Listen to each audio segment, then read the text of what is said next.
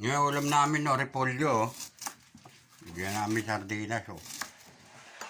Oh. Yun lang, nakayanan. Kapatid. Thank you, Lord. Kahit paano may ulam. Mahal na mga bilihin. Grabe. Ang bilis tumaas sa mga bilihin. Pero yung sahod ng tao, ang bagal tumaas. Pagtaas ang bilihin, saka pamasahe, aprobado agad ng Senado at saka Kongreso. Pero yung sweldo ng tao, hirap na hirap. Eh, samantalang lahat kumakain. Pag mahal yung mga bilihin, ganun pa rin yung sweldo. Oh, wala na matitira sa kinikita ng tao kasi doble na yung taas ng mga bilihin, triple. Oo, yung gasol 1.8 na. Oo, di ba? Yung tubig 30 na.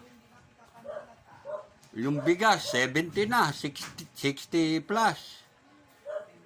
Oh, ba't ang bilis tumaas sa mga presyo, no? Eh, samantalang yung sildo ng tao, hindi naman nataas. Eh, samantalang ganun pa rin ang araw-araw ginagawa ng tao. Bibili at bibili pa rin ang pangangailangan. Oh, pagtaas ng sahod, hirap na hirap ang gobyernong itaas. Pero pagtaas ng mga bilihin, ang bilis tumaas. Probado ka agad. Iba naman buhay natin yan.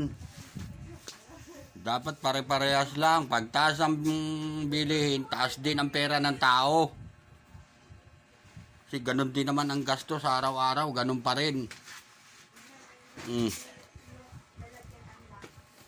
Hindi na magkakasya. Ba naman yan, oh. Kailan kaya babalik sa dati? Yung tag 20 lang o tag 16. Ang bigas, may 20 ang bigas.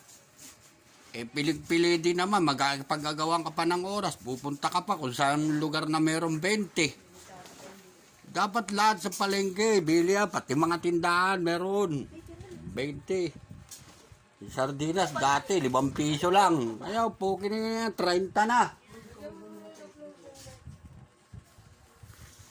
Yung mantika, 45 na. Talang dati, 6 lang, 7 pesos, 1 bote. Ano ba yan? Hayahay. Ang may pera, hayay, ang mga mayayaman. Kawawa, mahihirap.